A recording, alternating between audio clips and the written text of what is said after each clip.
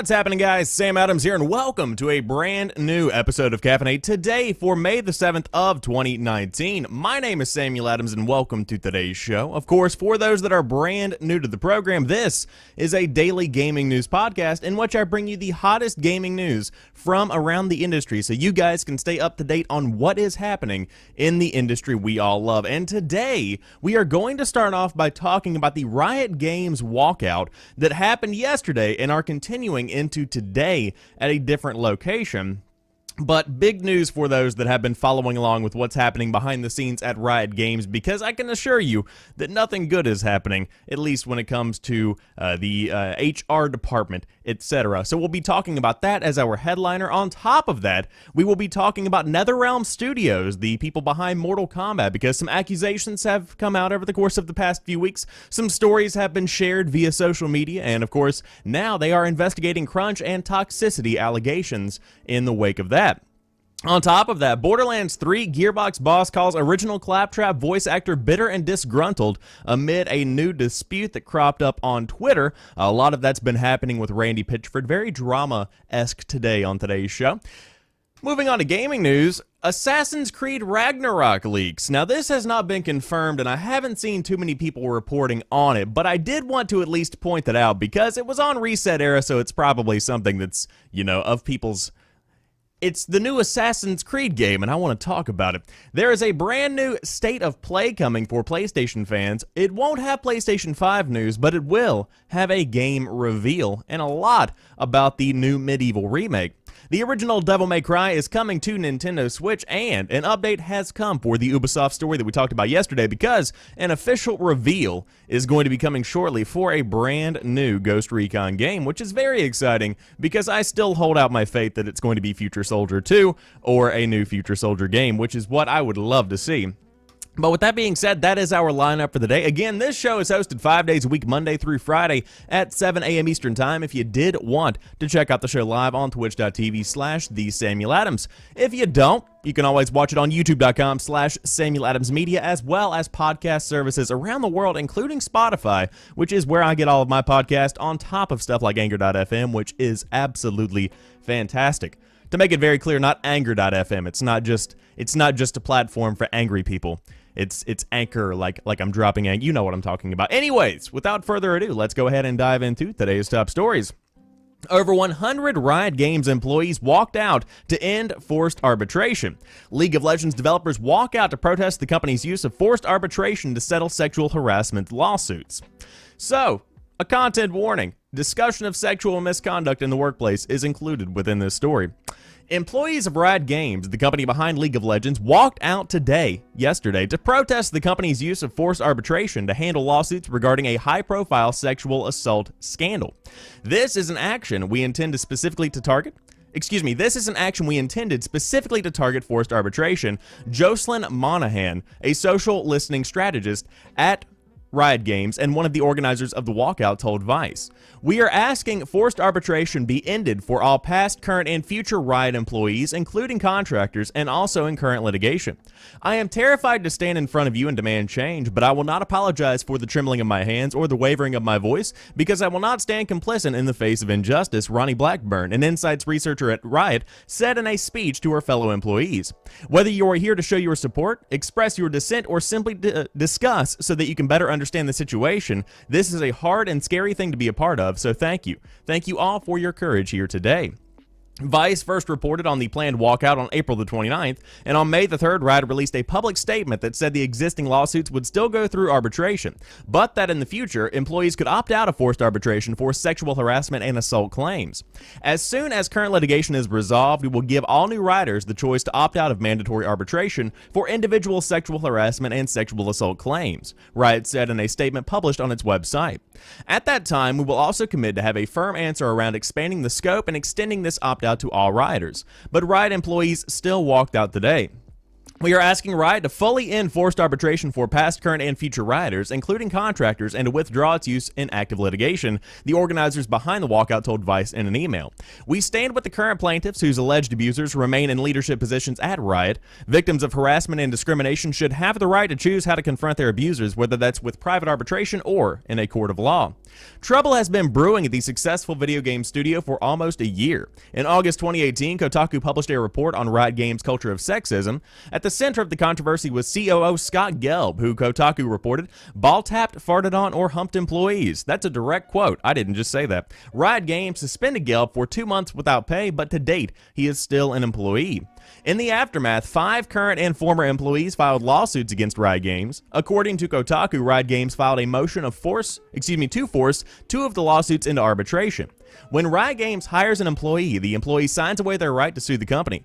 Any disagreements have to be handled via forced arbitration, a form of dispute resolution where the 2 parties sit down in private with an arbiter who helps resolve the problem.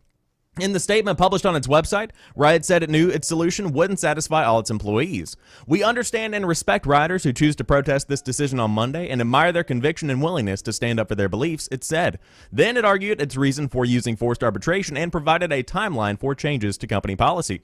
We support rioters making their voices heard today, Riot told Vice via email. We have asked all managers to make every accommodation to allow rioters to participate during the 2 to 4 p.m. window, including freeing up meeting times. We respect rioters who choose to walk out today and will not tolerate retaliation of any kind as a result of participating or not. To fight the forced arbitration, Riot Games employees organized the walkout, which started at 2 p.m. and is scheduled to end at 4 p.m. Leadership made it very clear that while open to changing the policy moving forward, they are not committed to changing its policy for current rioters, the organizers said in a document about the walkout provided to the press. We want to see a precise timeline for when those amendments will happen. We care so much about Riot, walkout organizers said. Just by making ourselves heard this past week, we convinced leadership to seriously consider how to make changes to benefit rioters. We want to see real action driven by our voice, and this is our chance. We hope to see you there. I hope it makes us feel more visible and listened to, Monahan said. There are a lot of conversations about representation. When we're talking about representation, it's often like, is there a character that looks like me in a game? Which is absolutely a good thing to be concerned about, but I also want to think about who are the people whose voices are being heard both internally and externally. Who are the people that players see? Who are the people that are making the games? Who are the people that are helping change policy? I hope this can bring out some of those folks and help change the face of what games look like. And so that's where the story ends as of right now. Now, there is a second walkout planned in another international location for Riot later on today on May the 7th, but it's a very interesting story to say the least. I think to have this kind of ability to walk out and protest is something that is, a right that every company should provide its employees, but I do hope change is made here, and I think that change is beginning to kind of percolate. Of course, as we saw, Riot has already put out a statement saying that in the future, as more time passes, and as more of the current suits began to get worked through, then the entire policy would change for both past, current, and future employees of Riot. So I think change is already kind of on the horizon, but this is still something that needs to be seen and something that needs to be heard, because the gaming industry is in a very weird spot. It's kind of like the movie industry in a way, and I think entertainment overwhelmingly has this kind of inherent sexism and kind of a male-dominant thing going on, and I think that to deny that, you're just lying to yourself. I mean, really, again, this is where my opinion begins to break from news, but it really is just a male-dominant kind of culture when it comes to gaming, both online, on the internet, and on top of that in development and in just that entire area of the entertainment industry in and of itself. It's a very transformative time in every entertainment industry. Of course, as we've seen with movie industry news over the course of the past few years, there have been a lot of various claims of harassment and abuse and that kind of stuff going on, and we're beginning to see change from that. A lot of this kind of transformation is going to be going on over the few coming years, but I will say no transformations happen if people don't begin to actually take a stand and work towards changing something. And so I think that's what's happening right now at Riot. People are beginning to make their voices heard. It's change on the horizon, yes, but to demonstrate this shows conviction, and it gives an example for others to follow if they are feeling a similar way, if they have similar experiences, to be able to show that your voice does matter, and to be able to, make a change for the better in your company and in your community is something that goes a long same way worldwide.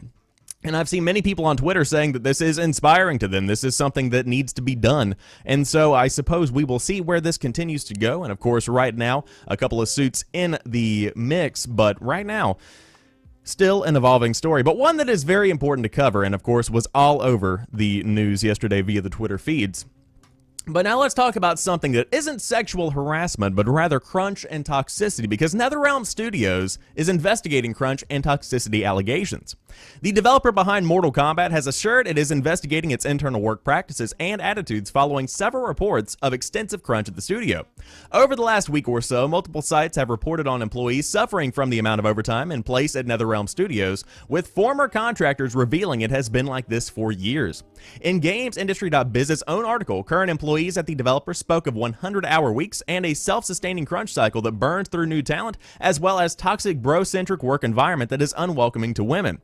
Variety ran a similar article, including a response from the studio itself, promising to follow up on all of these reports. At NetherRealm Studios, we greatly appreciate and respect all of our employees and prioritize creating a positive work experience, the statement reads. As an equal opportunity employer, we encourage diversity and constantly take steps to reduce crunch time for our employees. We are actively looking into all allegations as we take these matters very seriously and are always working to improve our company environment. There are confidential ways for employees to raise any concerns or issues. Crunch continues to be an ongoing issue in the gaming industry, with Fortnite creator Epic Games also coming under fire last month. However, attitudes towards intensive overtime are changing and acceptance of such practices is diminishing, something, of course, that has been discussed on a recent episode of GamesIndustry.biz's podcast, and on top of that, we've been talking about that as well here on Caffeinate. But it's good to see that some investigations are being done. Now, the real question here is, are these investigations weighty? Do they actually have, any kind of substance behind them? Because you can put out a statement about anything. I can say anything I want to the press, but that doesn't mean that it's actually happening. And again, I suppose we'll have to see if a report follows up from this, but this very well could be just kind of playing into the hands of the media and just giving in and saying, hey, we're looking into it, and no change is actually coming of this.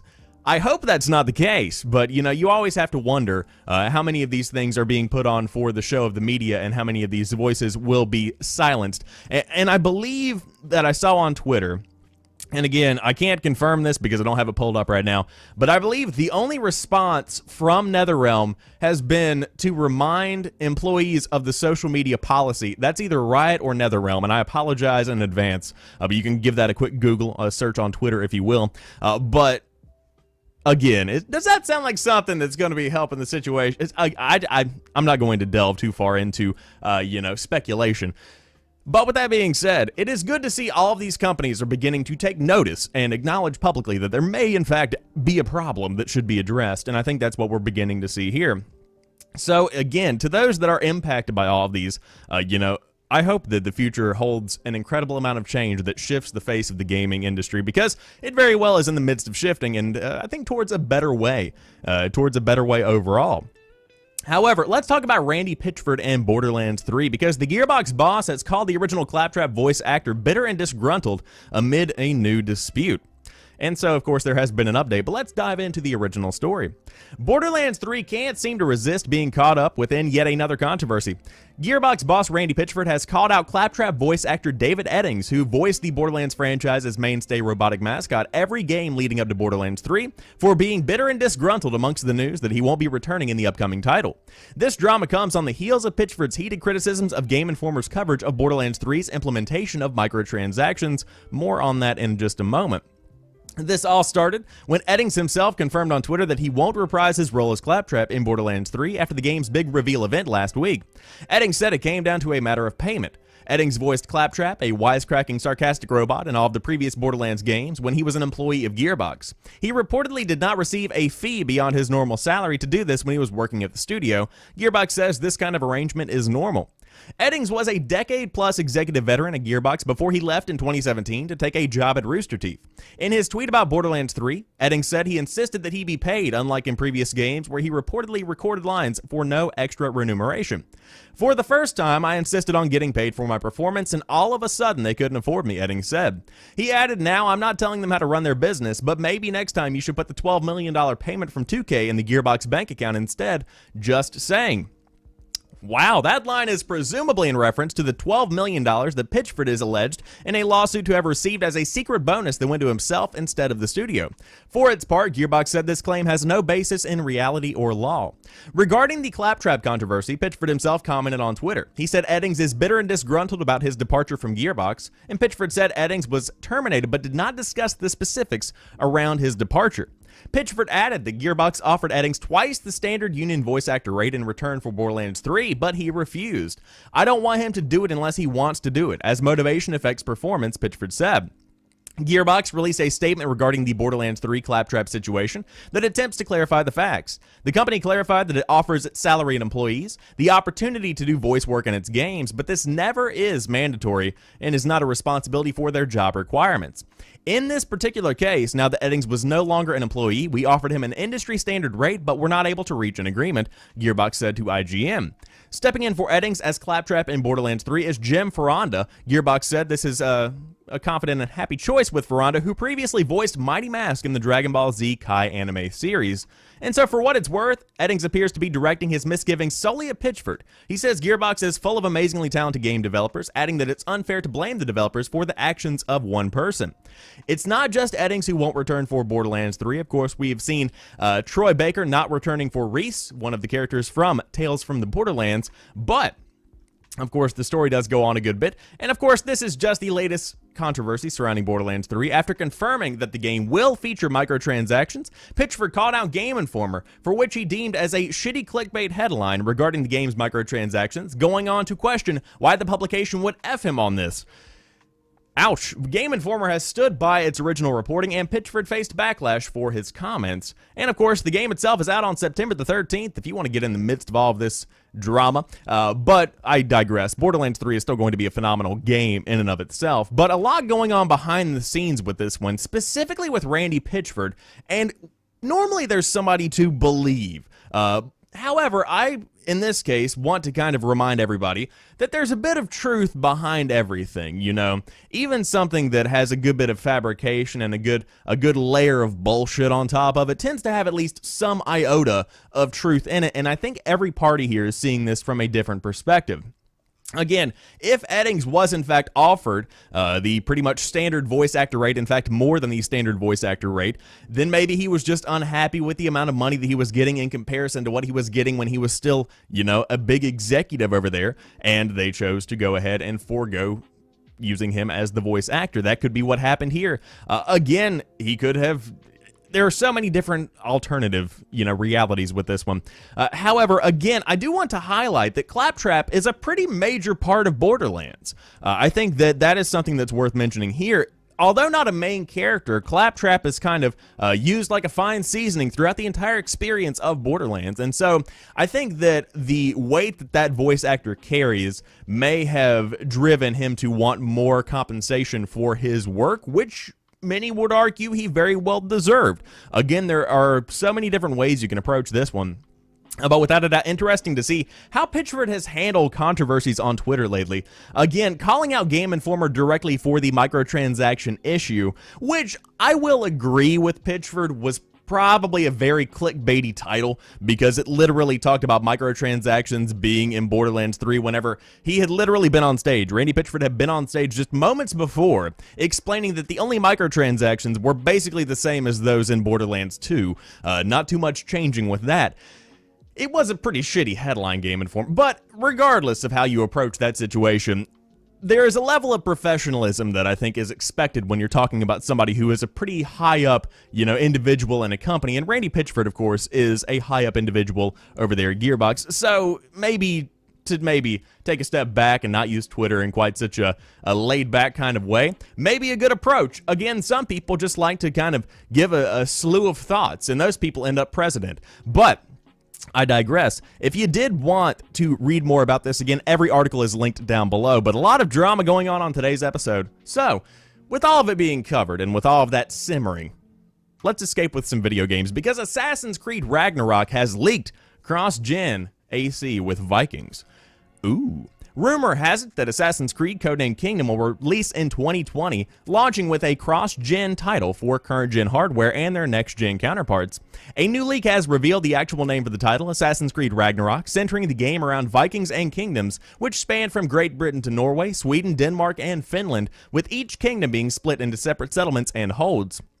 With the game's reported 2020 release, it is unlikely that Assassin's Creed Ragnarok will be present at this year's E3, especially given the early state that is seen in the game's recently leaked screenshots. And again, we will go through these screenshots right now. There is a Viking appearance, kind of getting a Horizon Zero Dawn, but less actiony.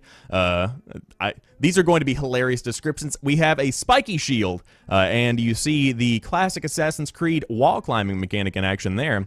And of course, I believe there's one more screenshot perched above a cobblestone road here on a piece of rope with, again, spiky shield featured prominently. I do like the spiky shield. It looks like a pineapple.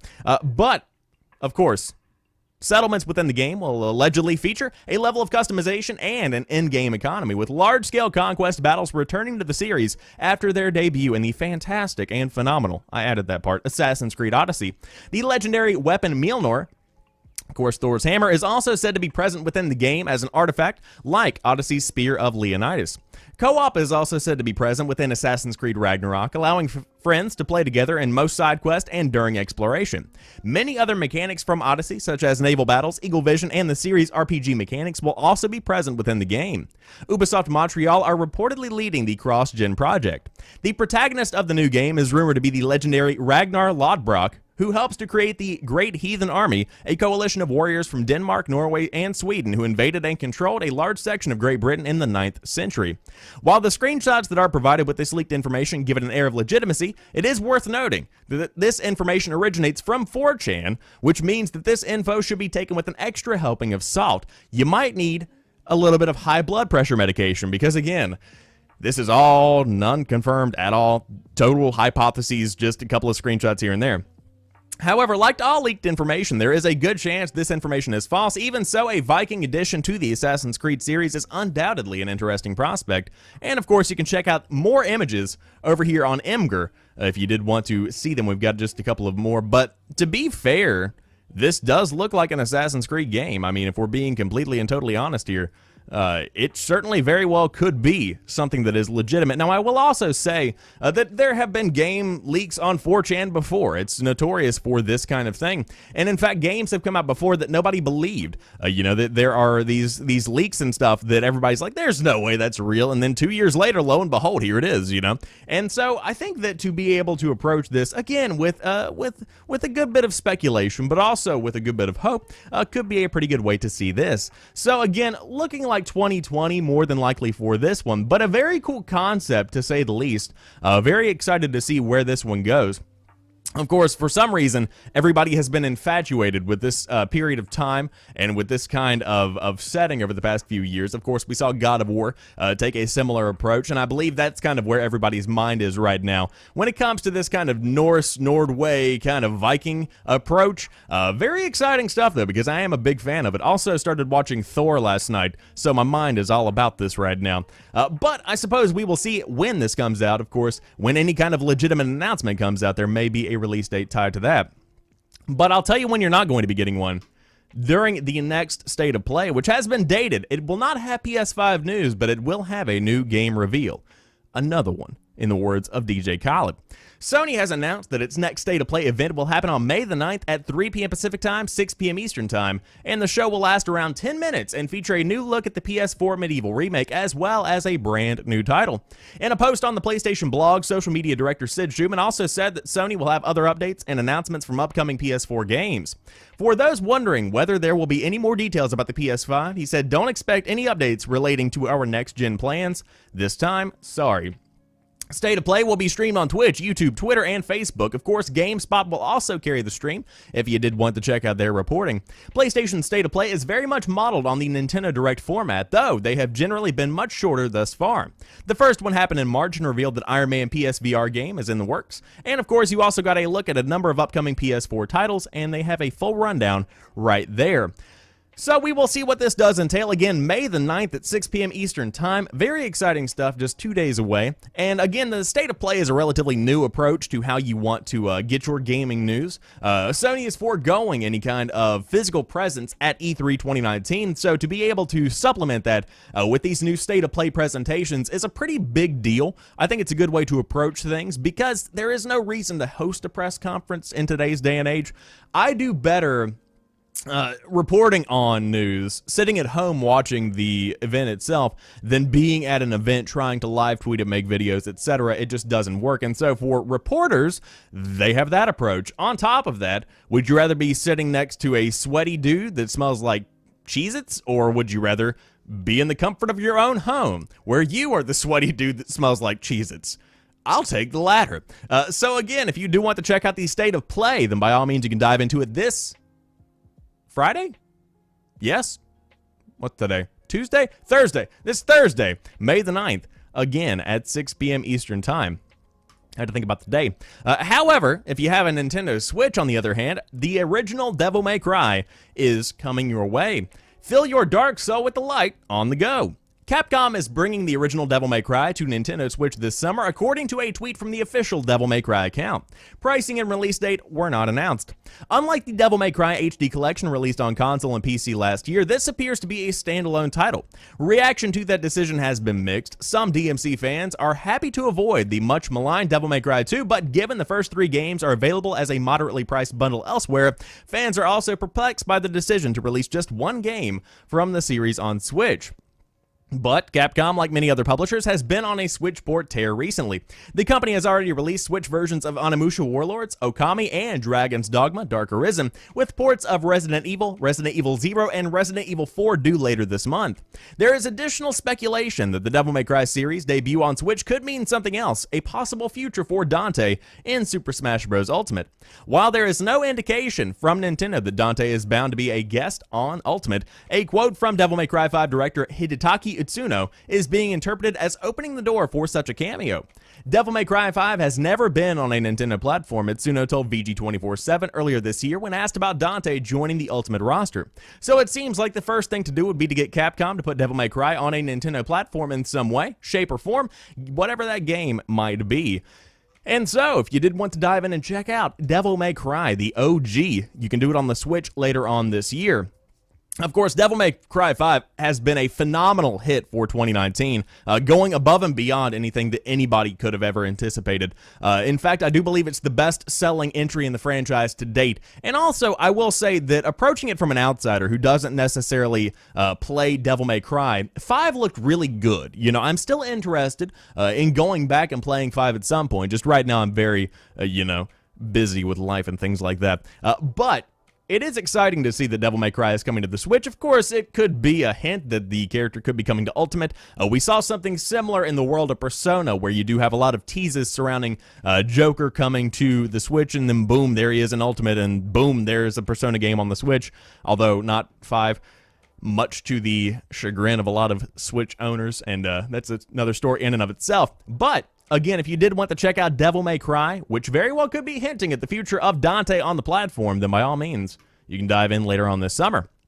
And I'll let you guys know what the pricing and the release date for that is whenever I get the chance. And of course, shameless promo, if you want to see the hottest games coming out on a week-to-week basis, you should subscribe on youtube.com/SamuelAdamsMedia and check out the drop every single Sunday that gives you a rundown of the hottest video game releases, including whenever Ghost Recon comes out, because a brand new Ghost Recon world premiere event is scheduled for later this week officially.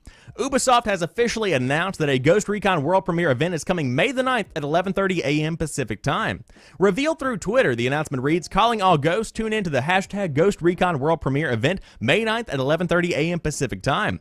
Ubisoft did not specifically relate this announcement to Wildlands, though considering last week's tease involving Skell technology, it is still likely related to the open world title. Fans can watch the live announcement through the Ubisoft YouTube livestream if you did want to see what goes down. So, of course, we talked about the other story yesterday where a big tease was found within Wildlands.